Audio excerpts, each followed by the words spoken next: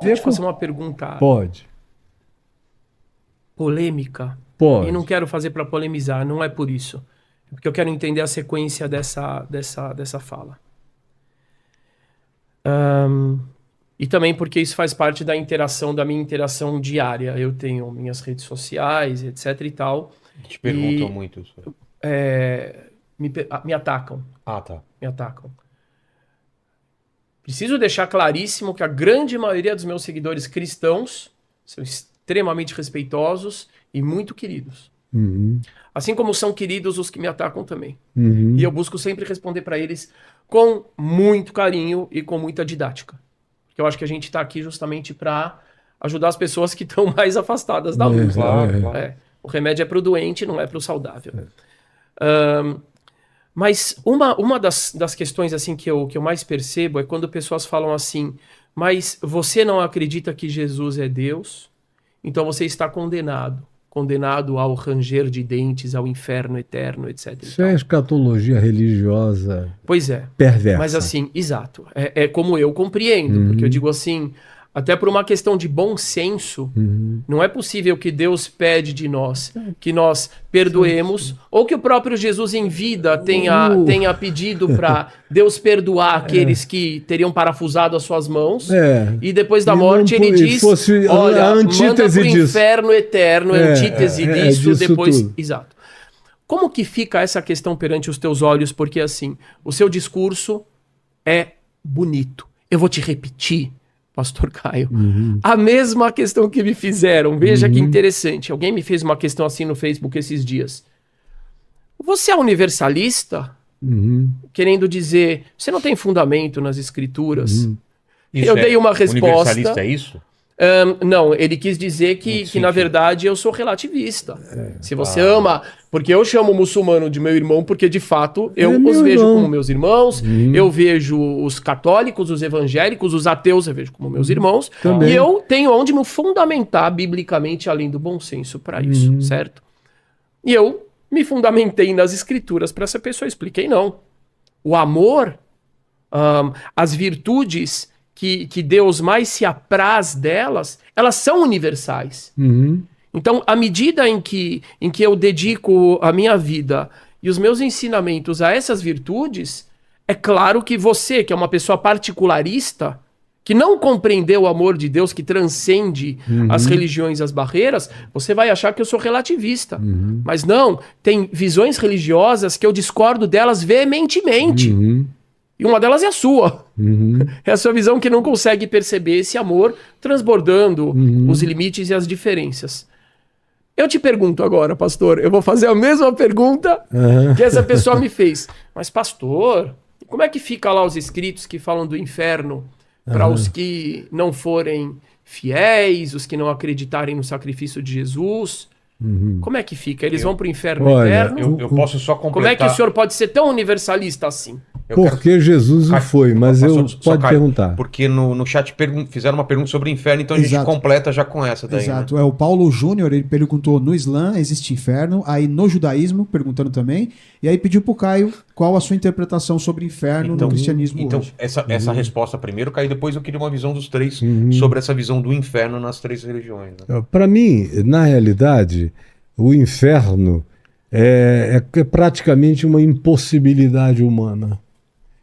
Porque a realidade do inferno está muito, muito, muito para além da nossa própria compreensão, de tal modo que eu não creio nesse inferno que é descrito de maneira espaço-temporal, como se fosse um tempo sem fim.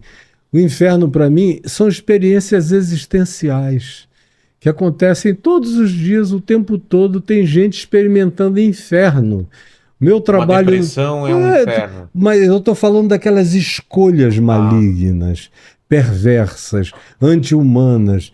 Mas não é religião que tira disso, não é coisa alguma que salva disso. Eu estou cheio de amigos ateus que são mais de Deus do que a maioria dos religiosos que eu conheço. Não vejo Deus reconhecendo esse tipo de barreira, nem a religião como pré-requisito para qualquer coisa.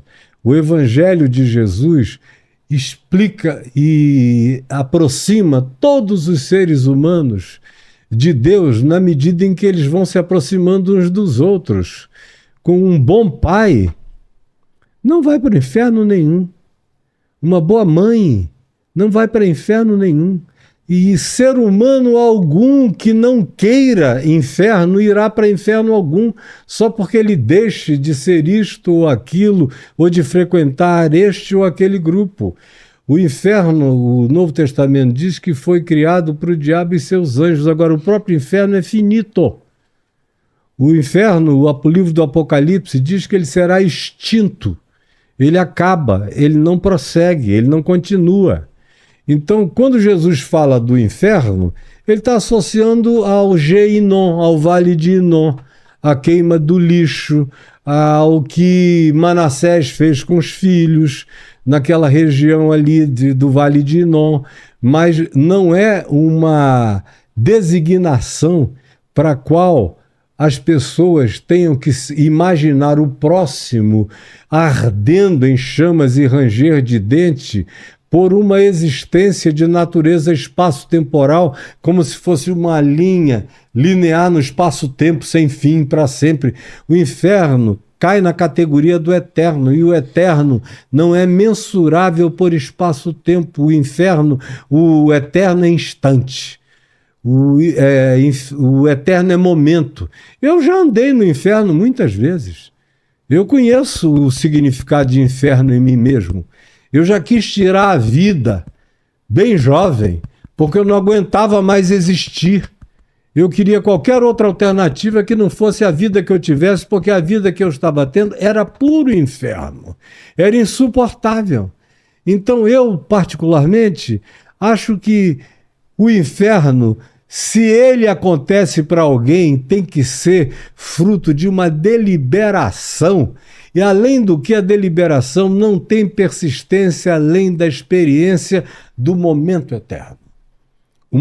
Então, de acordo com a sua compreensão, como pastor, como cristão, uma pessoa que, por ser de outra denominação, não acredita, por exemplo, na história de Jesus, não porque ele é mau, não porque ele não quer acreditar, mas simplesmente porque ele foi educado de outra forma. Crê em Jesus, ou tem muito a ver com cultura. Ou para ele isso não tem sentido. Com geopolítica. De acordo com a sua visão baseada nos evangelhos, essa pessoa será contemplada por Deus? Baseada nos evangelhos e em todo o Velho Testamento, começando, por exemplo, nos Salmos, no profeta Isaías, no profeta Jeremias, especialmente quando você chega em Malaquias, tem uma expressão linda, no início do capítulo 2, quando o profeta Malaquias fala da parte do Senhor ao povo e aos sacerdotes especialmente, porque eram uma profecia extremamente sacerdotal, e é onde vem o dízimo, depois no capítulo 3, era bem sacerdotal. Ele diz: o que vocês estão pensando? Que vocês são os que me prestam sacrifícios? Quem me dera houvesse alguém que fechasse as portas desse templo, porque o culto de vocês me é vão, me é debalde. E ele não está falando de doutrina errada, só está falando de coração distante. Aí ele diz: vocês não sabem que em toda a terra, é prestado culto ao meu nome, e em todas as nações são levantados cultos e ações de graças e incenso ao meu nome, e que o meu nome é grande em toda a terra. Não precisa nem chegar em Jesus para você já ter uma convicção de que isso tudo é tolice. Faz parte mais da semântica do enfrentamento com a loucura humana. Tem muito mais a ver com se enxergue. Perceba a si mesmo. Deixe de viver nessa clausura perversa que você vive. Eu preciso fazer Eu vou somar essa sua fala.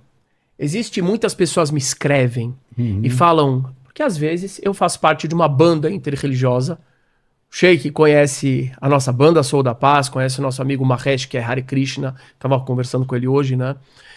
Aliás, a gente precisa fazer um programa... Não, a nossa banda Sou da Paz é boa ou não é? Ih, agora colocou. Não precisa responder. Ele já... Cada integrante é de uma religião. E eles se reúnem cada um num instrumento. Cada um toca uma música. E a gente não canta sobre religião. Ah, tá. Não é uma banda sincrética. Cada um e se veste e se apresenta representando a sua religião, né, nessa banda. Você vai gostar.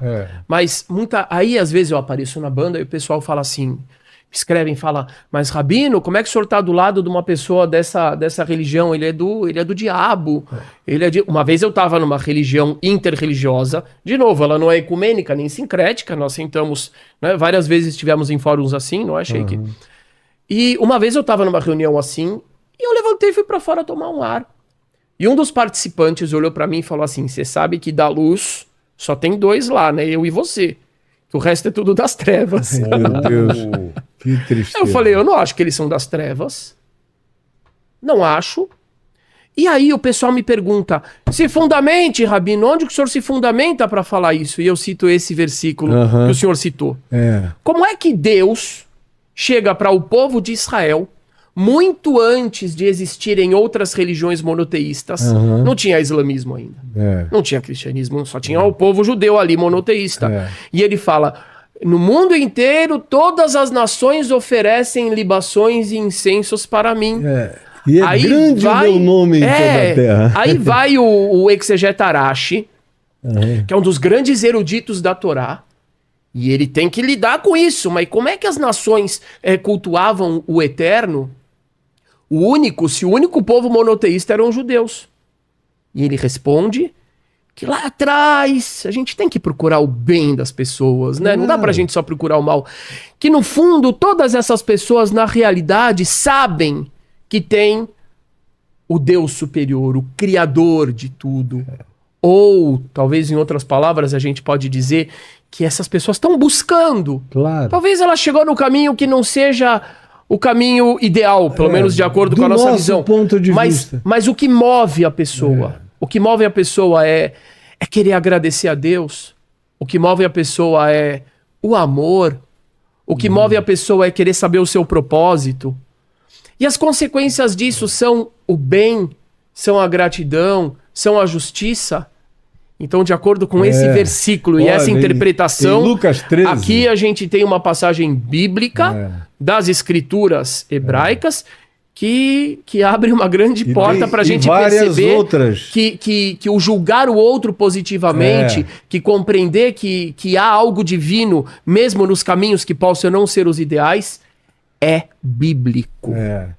E olha, Lucas 13, quando Jesus está conversando com os religiosos à volta dele, ele os provoca dizendo que naquele dia virão muitos do Oriente, do Ocidente, do Norte, do Sul, tomarão lugares à mesa com Abraão, Isaque e Jacó, enquanto os filhos do reino, os que assim se auto-intitulavam filhos do reino, ficarão de fora. Aí você vê em João, no capítulo 25, que a escatologia final é o ponto ômega do evangelho, da escatologia do evangelho. É quando Jesus diz, naquele dia, quando forem separados os cabritos das ovelhas, aí ele coloca do lado negativo aqueles a quem ele diz, porque eu tive fome e não me destes de comer. Eu tive sede e não me destes de beber. Eu estive nu, não me vestiste. Eu estive preso, não fostes visitar-me. Eu estive enfermo e não me atendeste. Eu fui um refugiado e tu não me acolheste. Afastai-vos de mim. Aí eles vão dizer, quando, Senhor, que nós te vimos assim? Ou seja, a pressuposição era de um pessoal que achava que sabia. Que achava que sabia. Quando que nós te vimos assim? Nós jamais te veríamos assim e deixaríamos que tu ficasses assim. Porque é o pressuposto da religião. Eu sei quem é Deus, quem é Jesus. E essa é a coisa mais capaz de nos cegar definitivamente, é quando essa presunção toma conta do coração. Aí ele vira para o outro lado e diz: vinde, benditos do meu Pai, porque eu tive fome, me deste de comer. Repete tudo outra vez. E eles vão dizer: Senhor, quando? A gente nunca te conheceu, nunca te viu, não sabíamos quem tu eras. Aí ele diz: sempre que vocês fizeram isso a um desses pequeninos irmãos na terra inteira, a mim vocês me faziam. E se isso não responder tudo, se isso não acabar com toda a construção escatológica de inferno, de céu, de tudo... De salvos, de condenados, condenados. de não salvos, isso tudo liquida essa conversa inteira. Eu vou te falar, essa conversa é séria, hein? Essa conversa mas, séria. Caio, aí você sabe que muitos evangélicos vão dizer que se você não aceita que Jesus morreu pelos seus pecados, você não tem a salvação. Mas, tem essa olha, linha. aí vem o apóstolo João e diz, no capítulo 2, o seguinte: filhinhos meus, não pequeis, mas se todavia alguém pecar, tendes advogado junto ao Pai, Jesus Cristo justo. Ele é a propiciação pelos nossos pecados. E não somente pelos nossos próprios, mas ainda pelos do mundo inteiro. Está lá no Evangelho. É porque o pessoal só ouve pregadores de mente completamente fechada e bloqueada. Porque se lessem os Evangelhos, a mente deles universalizaria a graça e o amor de Deus sobre todos os homens. Paulo, escrevendo a Tito, ele diz: porque Deus, nosso Salvador, é o nosso Salvador, e não somente dos fiéis, mas ainda de todos os homens. Então, existem coisas que a gente, na presunção religiosa, fica querendo definir, fica querendo virgular, fica querendo estabelecer limites, que são verdadeiras blasfêmias, porque Deus está para além da nossa capacidade de poder dizer o que é e o que não é, quem é e quem não é. Se eu sei, bem-aventurado eu sou se eu pratico. Agora, quem não sabe, não sabe. E viveu de acordo com a luz que teve. Jesus diz 4, 5 vezes nos evangelhos que ninguém será julgado pela luz que não recebeu.